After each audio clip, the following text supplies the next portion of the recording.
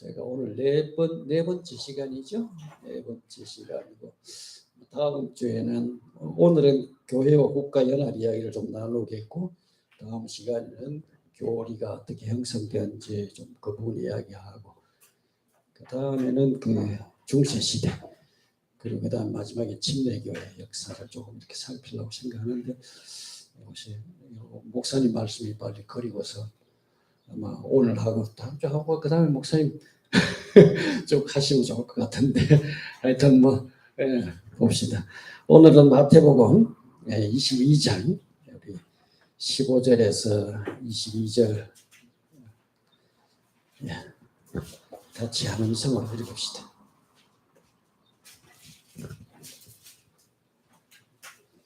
우리 22장 15절에서 22절 같이 읽습니다. 시작. 이에 바리새인들이 가서 어떻게 하며 예수를 말의 올무에 걸리게 할까 상의하고 자기 제자들을 헤롯 당원들과 함께 예수께 보내어 말하되 선생님이여 우리가 아노니 당신은 참되시고 진리로 하나님의 도를 가르치시며 아무도 거리낄 게 없으므로 너희는 사람을 외모로 보지 아니하시니이다. 그러면 당신 생각에는 어떠한지 우리에게 이르소서. 가이사에게 세금을 바치는 것이 옳으니까 옳지 아니하니까 하니 예수께서 그들의 악함을 아시고 이르시되 외식하는 자들아 어찌하여 나를 시험하느냐 세금 낼 돈을 내게 보이라 하시니 데나리온 하나를 가져왔거늘 예수께서 말씀하시되 이 형상과 이 글이 누구의 것이냐 이르되 가이사의 것입니다. 이에 이르시되 그런즉 가이사의 것은 가이사에게 하나님의 것은 하나님께 바치라 하시니 그들이 이 말씀을 듣고 놀랍게 여겨 예수를 떠나가니라. 아멘. 오늘 본문 말씀은 예수님 말씀 중에서 너무나도 유명한 말씀 구절 중에 한 절이죠. 이 말씀을 하시던 그 당시 정치적 상황은 사실 매우 복잡했습니다. 지금 우리 사회도 정치적인 상황이 복잡하죠.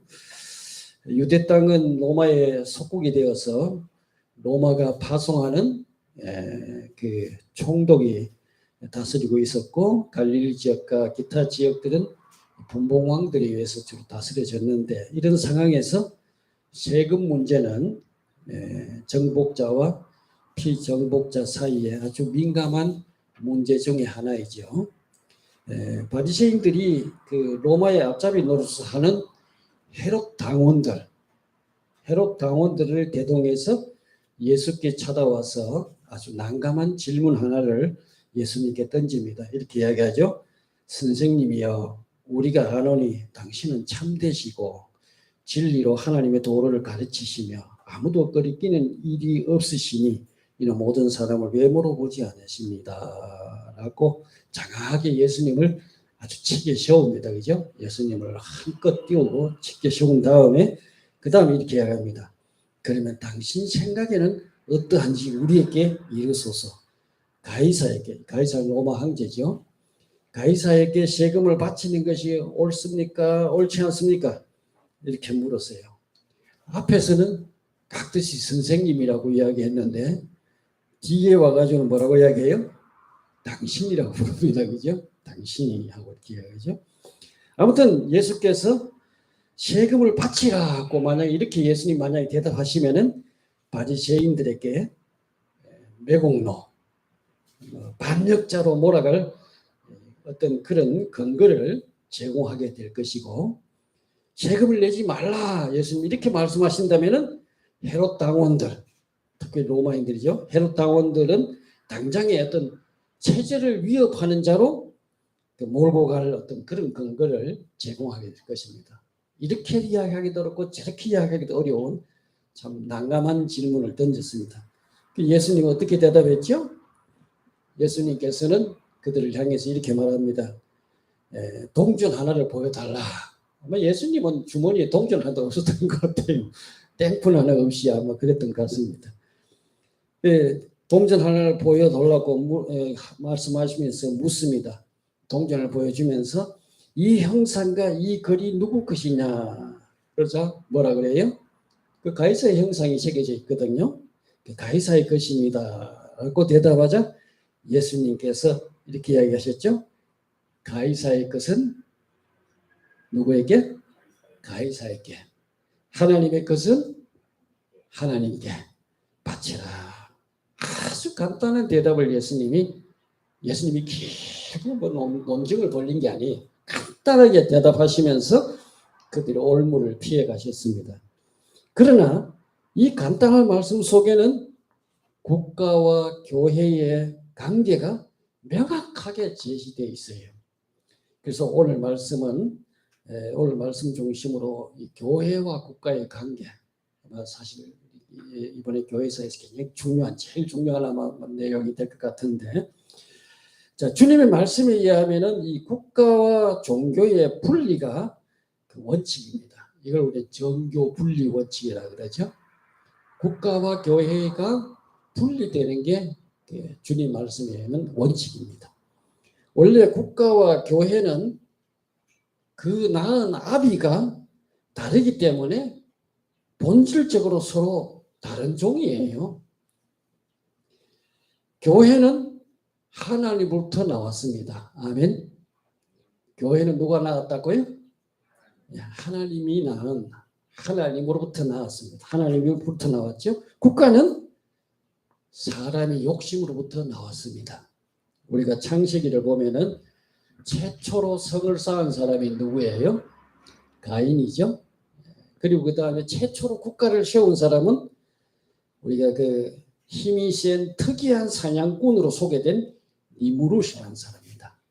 니무롯이 아마 최초로 국가를 세운 사람을 볼 수 있어요. 여기서 볼 수 있는 것처럼 교회는 성김과 희생을 통해서 만들어졌지만은 국가는 칼과 힘에 의해서 만들어졌다 하는 그런 의미입니다. 그죠? 이처럼 국가와 교회는 그 태생 자체가 달라요. 교회는 하늘부터 왔지만 국가는 사람의 욕심으로부터 출발했습니다. 나왔습니다. 이 서로 다른 종이 만나서 결합하게 되면은, 그러니까 서로 종이 서로 다른 종이 만나서 결혼하면 뭐가 태어나요? 전에도 제가 말씀드렸습니다만 거기서 태어나는 우리는 잡종이라고 하거든요. 잡종이 태어납니다. 우리 창세기 6장에 보면은 하나님의 아들들이 사람의 딸들의 아름다움을 보고 자기들이 좋아하는 모든 여자를 아내로 삼았다 하는 말씀이 나와요. 하나님의 아들들과 사람의 딸들이 결혼하니까, 종이 다른 사람들이 결혼하니까 뭐가 태어났어요? 거인족 네피림, 괴물이 나온 것 같아요. 괴물이. 거인족 네피림이 태어났어요. 그죠? 하나님께서 그 모습을 보시면서 이렇게 이야기합니다. 나의 영이 영원히 사람과 함께 아니하겠다 라고 말씀하셨죠. 하나님은 이 잡종에 대해서 굉장히 혐오하신 것 같아요. 그래서 율법에도 한밭에 두 종류의 종자를 함께 심지 말라 이렇게 말씀하시죠. 이처럼 태생이 다른 종인 교회와 국가가 결합하게 되면 무엇이 태어날까? 교회는 네피림과 같은 괴물로 변합니다. 이 교회가 가이사의 권력을 탐하는 순간 교회의 순수성은 사라지게 됩니다. 성경에 보면 한 번은 요한과 야고보의 어머니가 두 아들을 대동하고 예수님께 찾아와서 이렇게 요구했죠. 나의 이 두 아들을 주의 나라에서 하나는 주의 우편에 하나는 주의 좌편에 앉게 명하소서. 무슨 이야기입니까? 내 두 아들을 뭐를 시켜달라는 거예요? 주의 나라에서 좌의정 우의정을 다 주세요. 그런 이야기입니다. 좌의정 우의정을 내 아들을 지켜주세요. 그렇게 이야기합니다. 이렇게 말 그대로 가이사의 권력을 탐하는 모습을 우리에게 보여주고 있는 겁니다. 이 사실을 옆에서 지켜보던 10제자들, 그러니까 10제자들이 이 모습을 보면서 분노하죠. 아니, 그 좋은 두 자리를 그러면 자기 형제들한테 줘버리고 우리는 뭐 하란 말이고, 그러면서 아주 분노하죠. 그래서 예수님께서 제자들을 이렇게 불러가지고 아주 중요한 말씀을 하셨습니다. 마태복음 20장 25절 28절에 보면 우리 이건 꼭 한번 찾아봐야 될 것 같습니다. 같이 한번 찾아서 읽어봅시다.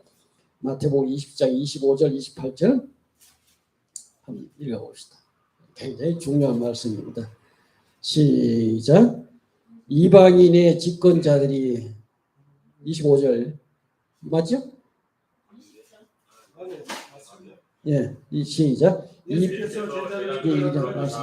이방인 집권자들이 그들을 임의로 주관하고 그 고관들이 그들에게 권세를 부린 줄 너희가 알거니와 너희 중에 누구든지 크고자 하는 자는 너희를 섬기는 자가 되고 너희 중에 누구든지 어뜸이 되고자 하는 자는 너희 종이 되어야 하리라. 인자가 온 것은 섬김을 받으려 함이 아니라 도리어 섬기려 하고 자기 목숨을 많은 사람의 대성물로 주려 함이니라. 아멘. 교회와 국가는 그 속성 자체가 전혀 달라요. 교회는 세상 권력기관처럼 권세를 부려서는 안 된다는 겁니다. 그러니까 요한과 야고보의 어머니가 와서 두 아들을 데려와서 그 요구했을 때 예수님이 바로 이 말씀을 하셨어요. 세상의 이방 집권자들처럼 그들이 임의로 주관하고 그 고관들이 권세를 부린 줄 너희가 알거니와 너희 중에 누구든지 크고자 하는 자는 어떻게 하라고요? 섬기는 자가 되고 어떤 되고자 한다면 어떻게 하더라고요? 종이 되어야 하리라. 예수님 자신이 그랬다는 거예요. 예수님 자신이 뭐라 그랬어요? 나는 섬김을 받으러 온 것이 아니고 도리어 섬기려 하고 자기 목숨을 많은 사람의 대성물로 내어주기 위해서 왔다. 이 기독교가요. 역사적으로 보면은 사도시대가 끝나고부터 사도시대 때는 그런 문제가 없었어요. 사도시대 끝나고부터는 서서히 교회는 끊임없이 권력을 추구하고 탐해왔습니다. 자, 반대로 가이사가 하나님 것을 탐하게 되면은 어떻게 되느냐? 그 권력은 역시 괴물로 변합니다. 소위 절대 권력이라는 거죠. 우리가 구약 성경에 보면 하나 좋은 예가 나오는데 남왕조의 9대왕 목사님 통해서 다 말씀 들었죠. 9대왕이 누구죠? 우시야, 아사랴라고도 이야기하죠. 이 우시야라는 인물이 나오는데 이 왕은 훌륭한 왕으로서 치적도 많고 하나님을 잘 섬긴 왕이었습니다. 그러나 그가 강성해지자 마음이 교만해져 가지고 하나님의 성전에 들어가 가지고 어떻게 했어요? 분향하려고 했죠. 제사를 지내려고 했습니다. 자, 이 분향하려고 하니까 그렇죠. 제사장 아사랴가 용맹한 제사장 80명을 데리고 그 뒤로 따라 들어가서 이렇게 이야기합니다. 우시야여, 여호와께서 분향하는 일은 왕이 할 바가 아니오. 오직 분향하기 위하여 구별함을 받은 아론의 자손 제사장들이 할 바니 성소에서 나가소서. 왕이 범죄하였으니 하나님 여호와께서 영광을 얻지 못하리다. 역대하에 그렇게 이야기하고 있죠. 자, 그러자 임금이 화를 내면서 분향하려고 하니까 갑자기 그 우시야 이마에 뭐가 발생해요? 문둥병이 발해버립니다. 그래서 그는 그 자리에 쫓겨나서 죽는 날까지 별궁에 격리되어가 살다가 결국 그렇게 비참하게 죽었죠. 이것이 바로 가이사가 하나님의 것을 탐하는 모습입니다. 대표적인 모습이에요. 실제로 역사 속에 로마 황제 같은 사람은 교회의 권력까지 장악하는 그런 역사적인 사건들이 일어나지요. 자, 이처럼 교회의 타락은 어떤 외부에서 오는 어떤 핍박과 박해로부터 오는 것이 아니었어요. 지난 시간에 살펴봤듯이 열 황제를 거치면서 그 300년 가까이 교회가 감당하기 어려운 박해를 받았지만 그럼에도 불구하고 교회는 더 건강했고 더 성장해가는 그런 모습을 보여주었습니다. 이 교회의 타락은 세상 권력과 결합되는 순간부터 시작된 겁니다. 기독교 2000년 역사상에서 가장 큰 전환점은 313년 콘스탄틴 황제가 기독교로 개종하면서 국가와 종교가 결탁되는 그 순간이었습니다. 313년 밀라노 칙령으로 공식적으로 로마 제국과 교회가 결탁함으로 외적인 박해는 사라졌지만은 교회는 깊은 타락의 늪으로 빠르게 빠져들어가는 모습을 우리는 볼 수가 있습니다. 그렇다면 이 교회와 국가가 어떤 관계를 유지해야 할까요? 참 어려운 문제입니다. 이 국가 교회 관계 이것을 유지하는 방법이 참 어려운 질문, 어려운 내용인데 교재 16쪽을 한번 보세요. 교재 16쪽을 보면은 김도영 목사님이 쓴 글 하나를 제가 박스 안에다가 소개를 했습니다. 이 문제에 대해서 이 목사님이 깔끔하게 정리를 잘 했어요. 그래서 우리 함께 보도록 하겠는데 이 국가와 교회의 관계에 대해서 크게 네 가지 유형이 있다고 그랬죠. 첫째가 뭐예요? 교회 지상주의입니다. 교회 지상주의. 그러니까 교황권이 절정에 달했을 때 중세 가톨릭 시기에는 교황 그리고리 7세에 의해서 파문당한 독일 황제 하인리히 4세가 있습니다. 이 사람이 용서받기 위해서 눈 오는 차가운 겨울에 눈을 맞으면서 눈물로 며칠 동안 무릎 꿇고 사면을 요구한 구한 적이 있습니다. 이것을 우리는 카사노의 굴욕이라 이렇게 부르죠. 이게 하나의 상징적인 사건으로 보여집니다. 교회 이때는 뭐 교황의 어떤 그 권세가 그야말로 절대적인 것이고 국가 권력까지 장악하는 이런 시대였죠. 두 번째가 뭐예요? 국가 지상주의입니다. 이것을 우리는 에라스투스주의라고 불리는 이 관점에서 주인 권리의 제자지요. 이 사람이 제기한 건데 국가는 인간의 영적, 육적 요구 모두를 충족시키는 신적 기관으로서 교회와 시민 모두를 지배하는 절대 권력이다 이렇게 주장했어요. 이 사람은 국가라는 것은 신적 기관으로서 교회와 시민 모두를 지배하는 절대적인 권력이다. 요게 이제 국가 지상주의입니다. 그다음 세 번째가 이제 뭐예요? 상호 보완주의. 이건 루터나 칼빈 같은 사람이 종교개혁 신학에 기반하고 있는 교회 입장인데 교회와 국가는 동일한 실체가 아니어서 구분되어야 하지만은 결코 분리할 수 없을 만큼 밀접하게 결합되어 있다고 주장합니다. 네 번째 뭐가 있어요? 분리주의입니다. 이건 16세기 재침례교 운동에서 부각되기 시작한 관점인데 국가와 교회가 서로 배타적 분리를 전제하며 교회의 국가 지배나 국가가 교회 지배하는 이런 관계가 되어서는 안 된다. 분리를 주장하죠.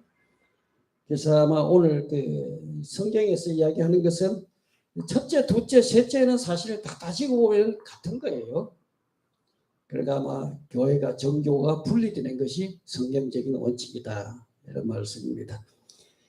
자, 이제 그러면은 역사적으로 교회와 국가가 어떻게 결합되었는지 한번 구체적으로 살펴보겠는데요.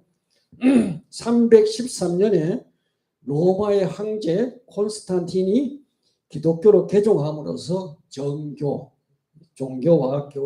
국가가 결합이 이루어집니다. 여러분 이 연대는 좀 기억을 해둘 필요가 있어요. 몇 년요?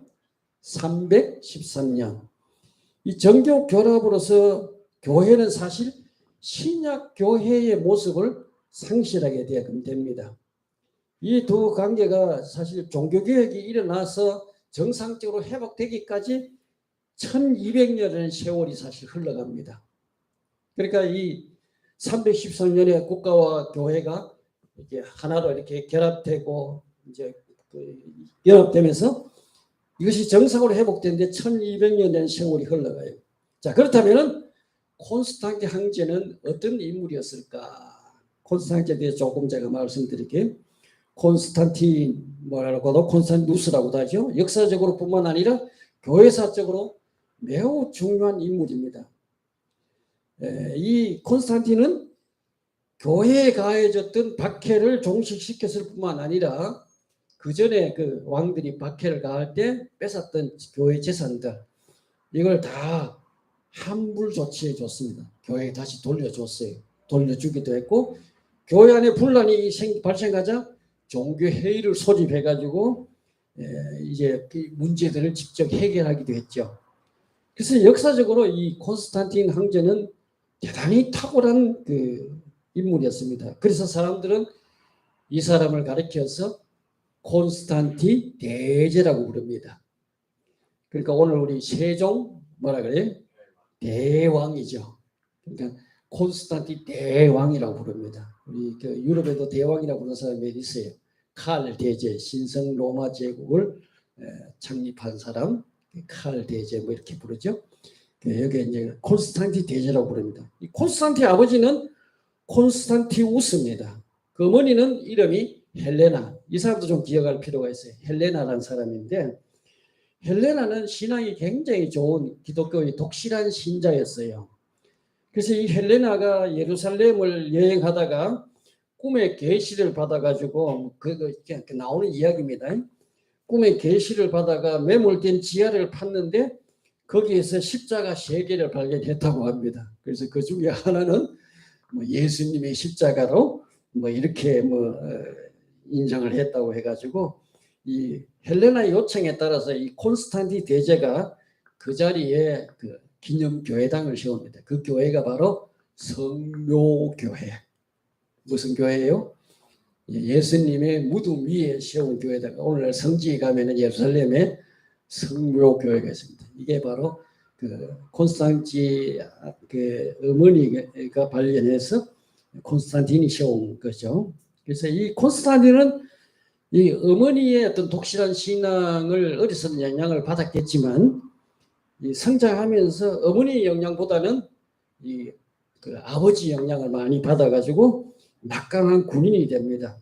그래서 좀 역사적인 배경을 좀 보면은 이 서기 3세기경에 로마는 그 외적의 어떤 침입 이게 굉장히 잦습니다. 외적의 침략을 받고 그다음에 내부적으로 굉장히 혼란한 상태에서 거의 무정부 상태로 빠지게 돼요.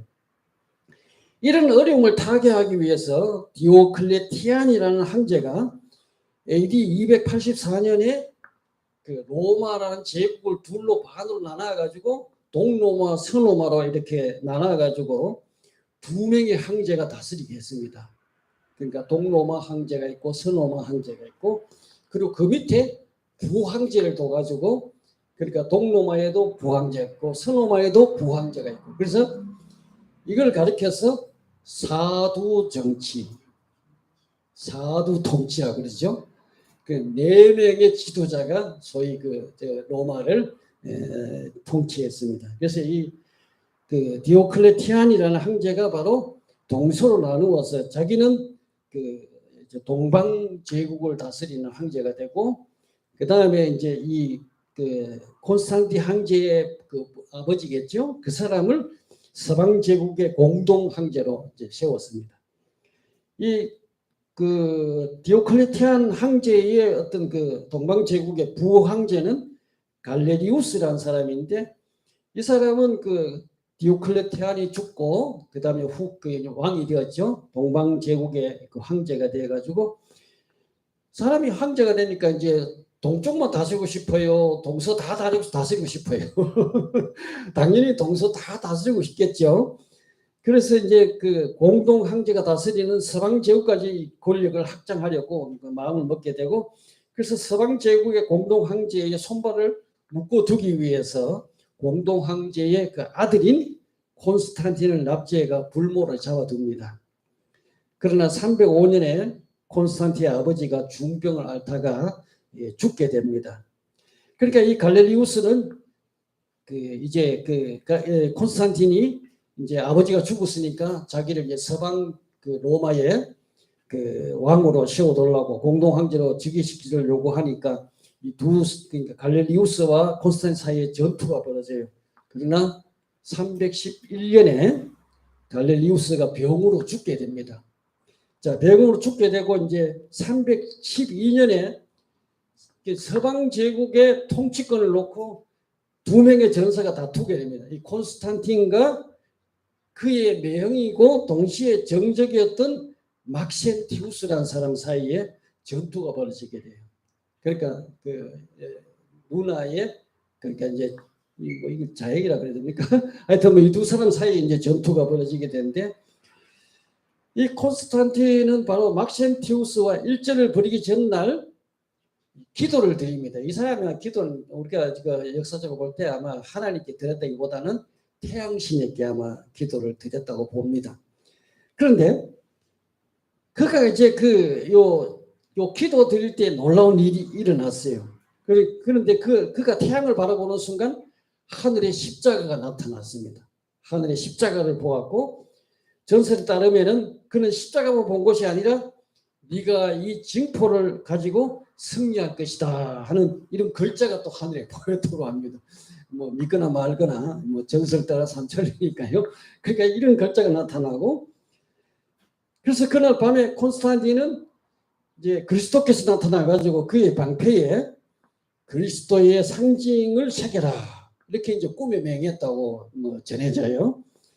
그리고 다음 날 콘스탄틴은 그 병사들에게 그 그리스도를 나타내는 XP라는 이제 글자를 그 방패에 새기게 하고 자신의 군기에는 십자가까지 그려 넣었어요.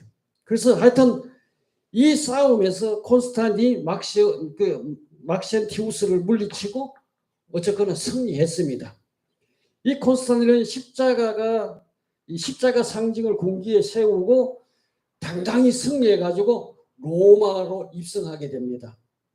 자, 이렇게 서방 제국을 차지한 콘스탄틴 황제는 312년에 이제 서로마 제국의 황제가 되죠. 서로마 제국의 황제가 되고 그리고 313년에 공동 황제인 리키우리우스와 함께 밀라노 칙령을 발표해 가지고 기독교를 공인합니다. 이제 기독교를 공식적인 종교로 인정을 해요. 그리고 324년에 가가지고 로마 전역을 지배하는 그 동서양 정부를 다 지배하는 자리에 그 권력자가 됩니다. 그리고 330년에는 수도를 로마에서 그 콘스탄티노플로 옮기게 되죠. 이 콘스탄티노플이라는 것은 콘스탄틴 황제 이름을 따가지고 지은 도시 이름입니다. 그죠? 콘스탄티노플로 옮기게 되죠. 이렇게 하여서 콘스탄틴은 교회의 아주 막강한 후원자로 등장하게 되지요. 그래서 이제 이 콘스탄틴 황제가 소위 말하자면 역사적으로 보면 실제로 이 사람이 예수 믿은지 안 믿은지 잘 몰라요. 내가 볼 때는 아마 거의 안 믿었다고 봅니다. 예수 믿고 교회에 별로 나오지도 않았고요. 그런데 어쨌거나 이 사람이 예수를 믿고 나서부터 교회가 이 국가와 교회가 공인된 후에 나타난 현상들을 살펴보면은 교회 안에 어마어마한 혜택들이 주어집니다. 자, 이런 것이 교회에 덕이 되었을까요? 해가 되었을까요? 여러분 한번 생각해 보세요. 만약에 오늘 목사가 국가로부터 월급을 받고 생활 지원을 받게 되면 여러분 교회가 좋을까요? 나쁠까요?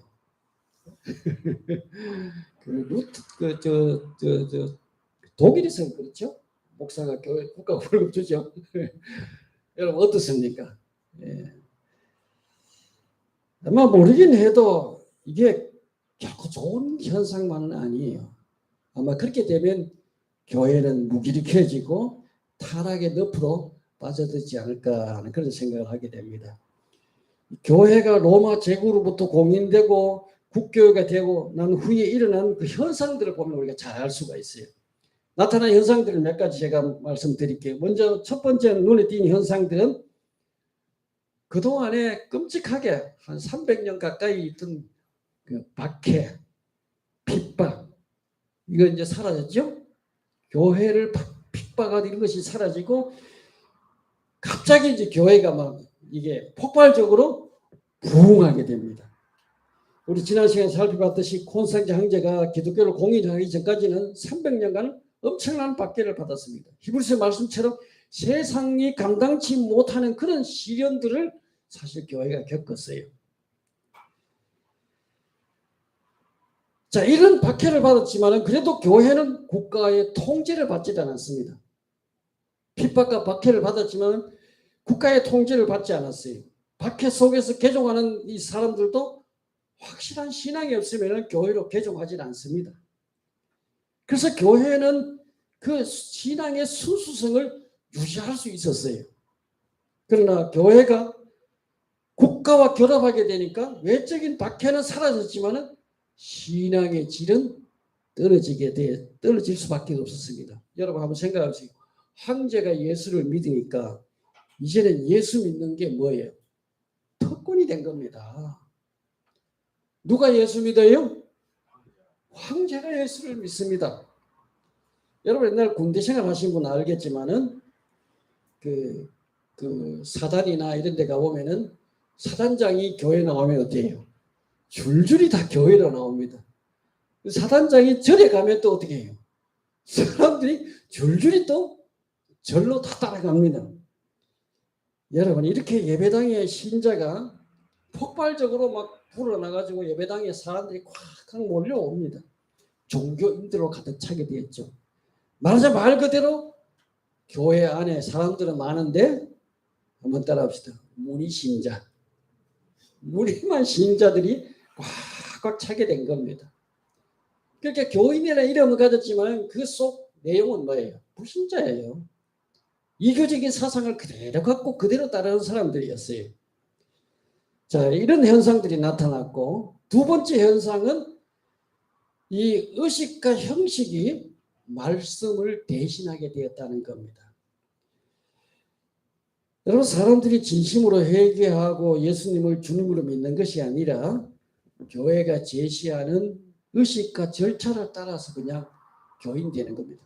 무디기로 막 들어오니까 자 가장 먼저 변질된 것이 지난 시간에도 이야기했지만은 침례의식의 변질이 나타나기 시작했습니다. 소위 침례에 미신합니다. 이게 침례 중성세라고도 말하죠. 자, 침례 받으면은 죄를 씻는다고 생각하게 된 거예요. 그렇다 보니까 갓 태어난 아이 유아 세례를 베풀게 되죠. 태어나자마자 세례조 뿌리면은 죄 씻고 신자 된다고 생각했으니까요. 또 그 반대로 침례를 뒤로 미루는 현상이 나타나요. 죽기 전에 죄를 깨끗이 씻고 임종 직전에 침례 받으면 어때요? 죄가 다 씻긴 상태로 바로 천국에 갈 수 있다고 생각합니다. 그래서 전해진 바에 의하면은 콘스탄틴 황제는 예수 믿는다고 하면서 평생에 침례 안 받고 있다가 언제 침례 받았느냐? 죽기 전에 침례 받았대. 그러지 뭐 죄 짓고 지하고 싶은 거 다 하다가 침례가 죄를 씻는다면 어때요? 죽기 전에 침례 딱 목사님 불러가 침례 딱 받으면 죄 깨끗이 씻고 주님 뵙게 갈 수 있잖아요. 참 편하게 예수 믿는 겁니다. 그죠? 자, 뿐만 아니라 형식도 바뀌게 되죠. 지난번 이야기했듯이 약식이 나오게 됐다. 그런 이야기를 제가 말씀드렸죠. 자, 그뿐만 아니라 교회가 폭발적으로 숫자가 불어나니까 이게 교육할 수가 없어요. 더더욱 들어오는 사람들이 주로 야만인들. 그러니까 말하자면은 글도 못 읽고 글 해독할 수 없는 이런 사람들이 막 교회 안에 무디기로 황제가 개종하니까 그 밑에 무디기로 다 교회 안으로 들어오니까 이게 교육이 안 돼. 교육을 할 수가 없어요. 글이나 알면 그 다음에 뭐 성경을 갖다 놓고 읽으라 하고 뭐 이렇게 하면 되겠지만은 이게 안 되니까 어떻게 해요? 그 수단이 그림과 성화 이런 걸 통해 가지고 교육할 수밖에 없었습니다. 그래서 결국은 말씀은 사라지게 되고 형식적인 종교로 기독교가 전락하게 됩니다. 그래서 가톨릭과 여러분 개신교의 크게 다른 점이 뭔지 아십니까? 가톨릭은 의식 중심이에요.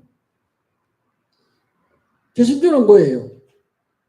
개신교는 오면은 뭐 별 의식은 별거 없죠? 이 강단이 중심이고 목사님 서가지고 말씀을 선포하고 말씀이 중심입니다. 아멘.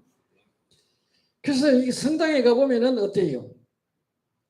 성당에 가보면 건물 자체가 장엄하고 웅장하고 뿐만 아니라 의식 자체가 매우 종교적입니다. 그래서 성당에 가서 미사를 보고 나오면 어때요? 뭔지 모르지만은 뭔가 내가 뭘 좀 하고 나왔다. 이런 느낌이 들죠. 소위 말하자면 신미적입니다. 이게 바로 개신교와 천주교의 차이점이죠. 또 이제 교회라는 개념도 완전히 바뀌게 됩니다. 지난번 이야기 교회는 뭐라고요? 사람이 교회입니다. 그런데 이제는 보이는 건물이 교회로 변하게 됩니다. 그래서 교회를 그냥 부르는 게 아니고 성당이라고 부릅니다. 뭐라고 불러요? 성당. 우리 개신교에서 자꾸 성전 그런데 그건 털된 이야기입니다. 교회 예배당이 성전 아닙니다. 그러니까 이 성당 이런 소위 말하는 이제 신앙이 어떤 내적인 추구가 아니라 이런 외형적인 것, 이런 의식 중심에 변해버렸어요. 그래서 사제의 복장도 어떻게 돼요? 화려해지죠. 목사님은 양복 뭐 철이 바뀌어도 늘 같은 양복 같은 색깔 입고 나오지만은 성당에 가면은 복장 있잖아요. 얼마나 거룩하게 보입니까? 그 구약에 나오는 제사장처럼 그런 치렁치렁의 복장을 입고 나오죠. 화려한 복장, 의식도 이제 복잡해집니다. 성당에 가보면 뭐 이렇게 종도 흔들기도 하고 그죠? 온갖 의식들이 있죠. 복잡해지고 건물도 어때요? 화려해지고 웅장해지게 지어지는 겁니다. 왜? 황제가 나와서 예배드리는 곳이니까. 아주 왕궁처럼 예배당을 이렇게 짓습니다. 자, 이렇게 국가와 교회가 결합되니까 이런 의식이 말씀을 대신해 버리는 거예요. 세 번째로 중요한 변질 가운데 하나가 성직 계급이 형성되기 시작했다는 겁니다. 뭐가 형성되었다고요? 성직 계급. 여러분 사도행전을 쫙 살펴보면요. 사도들은 교회의 권력을 장악한 적이 한 번도 없습니다. 사도행전 15장에 가보면은 교회 최초로 열리는 공의회가 나옵니다. 사실 그 공의회에 누가 사회를 봤어요? 사도가 본 게 아니에요. 사실은 예수님의 아우였던 누구예요? 야고보가 사실은 주도적으로 이렇게 한 것을 볼 수 있습니다. 어떤 사람도 교회가 내 것이라고 주장한 사람, 사도들 가운데 12사도 가운데 이 교회는 내 거야 한 사람이 하나도 없어요. 또 교회를 자식에게 상속해 준 사람도 아무도 없습니다. 근데 오늘 어때요? 교회가 기업입니다. 이게 사실 참 타락이에요. 이게 313년 기독교가 공인 후에 나타난 현상이 어떤 현상이냐면은 시골의 작은 교회에 목회하는 사람보다 큰 도시에서 큰 목회하는 사람이 더 권위가 있어지는 겁니다. 여러분 우리 기도할 때 우리 교회 작은 교회랑 큰 이야기는 하지 마세요. 지난 우리 살려봤죠? 큰 교회나 작은 교회나 똑같이 주는 교회입니다. 아멘? 아니 몇만 명 모인 교회는 뭐 주님 앞에 교회고 짱짱 모이는 교회는 뭐 교회가 아니고 그 지부입니까? 아니에요. 똑같은 교회입니다. 주님 앞에 똑같은 교회예요. 그래서 이게 한번 생각해 보세요. 지방 도시에서 목회하는 사람보다 서울에서 목회하는 사람의 권위가 더 있어지는 거예요. 이게 그렇게 되는 겁니다. 속사도 시대를 거치면서 기독교의 중심을 이루는 도시가 된 것이 5곳이 나타납니다. 예루살렘 교회 당연히 그 중심이 됐겠죠, 그죠? 교회 출발지니까, 그죠? 그 다음에 수리아 안디옥 교회, 이게 이방 선교의 중심지가 되어서 당연히 그 중심지가 됐겠죠.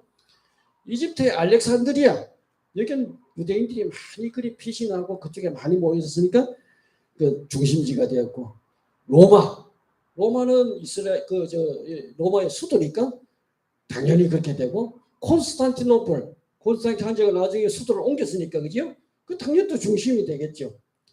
이 5도시가 중심이 되는데 그 중에서도 로마와 콘스탄티노플 이 동서 도시의 수도였던 이 2도시가 그곳에 목회하는 목회자가 최고의 권위를 가지게 되는 거예요. 그래서 사람들은 이곳의 감독을 뭐라고 부르기 시작했냐면 아버지라고 불렀어요. 아버지라고 불렀어요. 그게 뭐라고요? 신부 교황입니다. 여러분. 그러니까 자연히 교회가 시골의 작은 교회는 별 영향력이 없어져 버리고 큰 도시 가운데도 지방 도시보다 어디예요? 중앙도시 서울이 거기에 목회하는 사람이 더 권위가 있어요. 안 목사님보다 큰 교회 어디 경상 중앙교회 목사님 중앙교회 목사님이 이렇게 이야기했습니다. 이래 되면 안 돼요. 이게. 이런 식으로 이제 권위가 이제 옮겨가는 겁니다. 그래서 여러분 제 51쪽에 그 교재 51쪽에 보면은 교황 제도의 발전사를 제가 거기에 해놨는데 시간이 다 보면 많이 걸릴 것 같아가지고 그냥 대충 한번 훑어봅시다. 이건 굉장히 중요합니다. 여러분 꼭 한번 읽어보세요.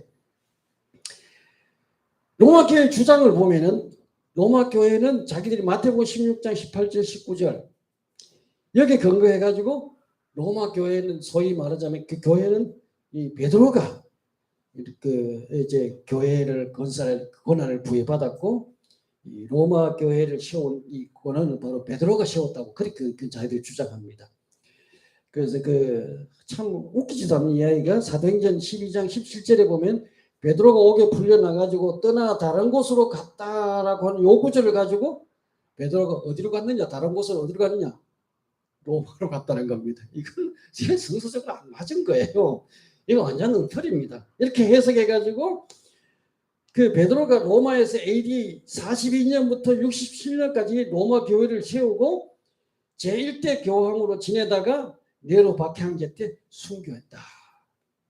그러니까 베드로가 로마 사역을 기정화 사실화하고 주님께서 천국 열쇠를 누구에게 맡겼다고요? 베드로에게 맡겼기 때문에 베드로가 바로 이 권위를 최고의 권위를 가졌고 이 후임이 바로 로마 교회에서 목회하는 감독들 교황에게 그게 그대로 전수되었다고 주장합니다. 그래서 역사적인 변천을 거기 보면 쭉 여러분 한번 읽어보세요. 제가 이거 뭐 다 보면 시간이 많이 걸릴 것 같은데 그 첫 번째 그 밑에 역사 변천의 첫 번째 보면 키프리안이라는 사람이 나와요. 로마 교회의 우월성을 주장한 사람인데 이 사람이 이런 이야기합니다. 감독이 다스리는 교회는 다 같지만은 그 중에서 로마 교회만은 베드로에서 세워졌으므로 로마 교회는 모든 교회의 어머니요 뿌리다. 소위 말하자면 무슨 이야기냐면 이런 이야기입니다. 목사면 다 목사냐? 서울에 있는 서울교회 목사님이 베드로가 세웠기 때문에 최고의 그 모든 교회의 어머니고 뿌리다. 이렇게 주장한 겁니다. 그 다음에 이제 그 313년에 330년에 이제 종교회의를 할 때, 니케아 종교회의 때 325년에 집회회의를 할 때, 로마 감독은 다른 지역의 감독들보다 더 권위가 있기 때문에 대자를 넣어가지고 대감독이라고 불러야 한다. 대자를 넣었어요. 그럼 나중에 뭐 몇 교회에 다시 또 대자를 넣어 부릅니다. 대감독이라고.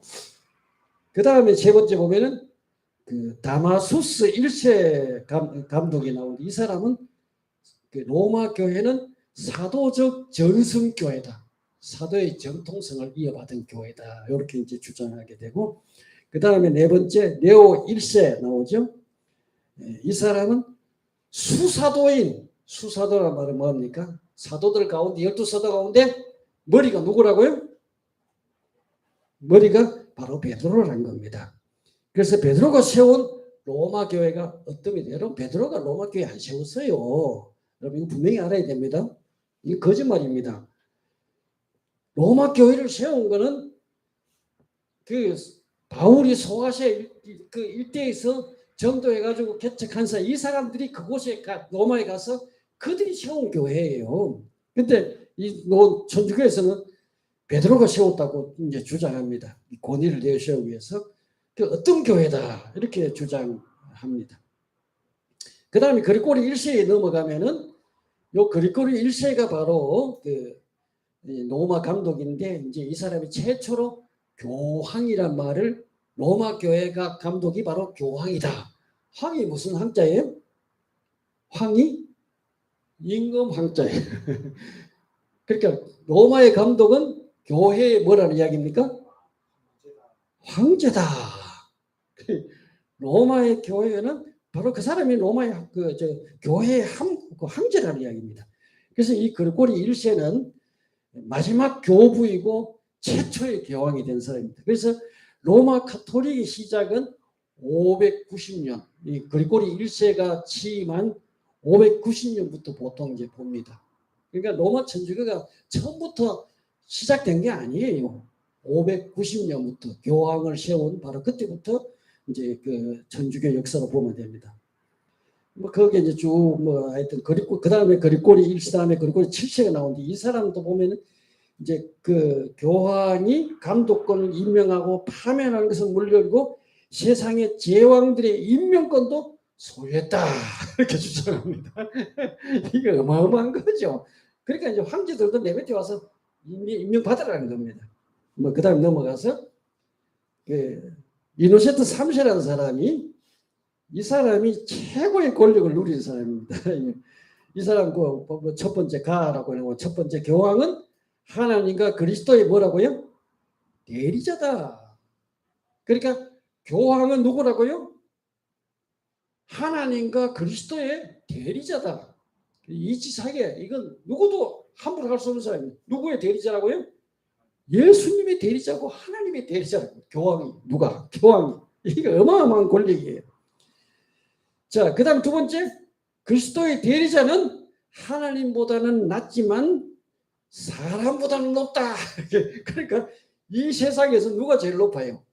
하나님 없으니까 하나님 말고 그 다음에 누가 최고 높다니까? 교황이 최고 높다. 이렇게 주장한 겁니다. 그 다음에 세 번째 이 사람은 그 앞에 나왔죠. 이 태양과 달의 원리를 주장하고 그리고리 7세가 이제 주장한 건데 그리고리 7세가 주장한 거 보면 하나님이 하늘에 두 큰 빛 해와 달을 달아둠으로써 만물을 비치게 하신 것처럼 땅에는 두 큰 세력을 세우심으로 만민을 다스려 잠몰된 길을 가지 않게 하십니다. 이 두 세력은 곧 뭐라고요? 교황과 국왕이다. 교황은 큰 빛 태양이고 국왕은 작은 빛 뭐라고요? 달이다. 참 기가 막힌 이야기를 한 겁니다. 그러니까 하나님이 하늘에 해와 달을 둔 것처럼 이 땅에서는 태양은 교황이고 국왕은 달이다. 야, 참 이게 어떻게 이런 이야기까지 할 수 있는지 모르겠어요. 그러니까 이제 결론적으로 말하면은 교황 제도는요 성서적인 근거가 전혀 없는 날조된 주장들이에요. 인간의 탐욕, 권력에 대한 야망, 욕심 이것이 결국은 이런 조작을 만들어낸 겁니다. 저보고 로마 가톨릭을 한마디로 정의하라고 한다면 저는 이렇게 하고 싶어요. 가톨릭 교회는 국가와 교회가 결혼해서 낳은 사생아다. 뭐라고요? 국가와 교회가 결혼해서 낳은 사생아가 로마 가톨릭이다. 그래서 신학교회와는 아주 거리가 먼 교회가 변질된 괴물로 변해버린 거예요. 변질된 교회는 주님을 닮은 것이 아니라 누구를 닮았어요? 결혼한 지 애비 국가 권력기관을 닮아가지고 소위 그렇게 된 겁니다. 권력을 닮은 국가 권력을 닮은 거죠. 교황 절대 권력으로 등장한 겁니다. 아이러니하게도 교황이 등장한 중세 시대는요 가장 암흑기입니다. 가장 어두운 시기였습니다. 12사도 가운데 어느 누가 자신을 어뜸이라고 주장한 사람이 있습니까? 베드로가 자기가 내가 수제자다 이렇게 한 적 한 번도 없어요. 내가 수장이다 이렇게 한 적이 한 번도 없어요. 어뜸이라고 주장하는 사람 딱 한 사람 있습니다. 누굴까요? 어뜸이라고 주장하는 사람 딱 한 사람 있는데 사도 바울이 이렇게 하겠습니다. 나는 죄인 중에 괴수다. 이게 유일한 겁니다. 사도 바울이 뭐라고 주장했다고요? 나는 죄인 중에 괴수다. 죄인 중에 내가 누구라고요? 우두머리다. 그런데 교황들은 어떻게 했어요? 하나님 대리자로 그리스도의 대리자로 나는 하나님보다는 낫지만은 사람들 가운데는 어떠면 교회의 황제다. 교회를 사도들은 교회를 지배한 사람 아무도 없어요. 이 권력형이요. 천주교만 그런 게 아니에요. 여러분 생각해 보세요. 오늘 교회도 바로 이런 방향으로 다 가고 있어요. 보이지 않지만 어느 중에 목사들이 교회에 뭐로 등극해요?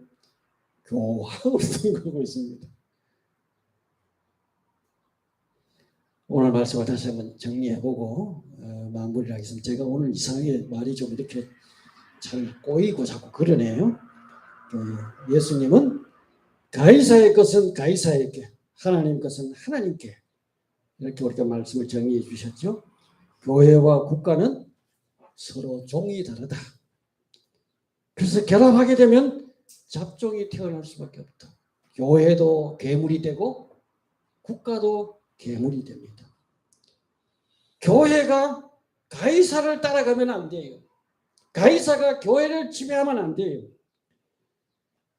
다행히 불행인지 다행인지 모르지만은 313년 콘스탄티 대제가 개종함으로써 역사적으로 정교가 결합하게 된 것.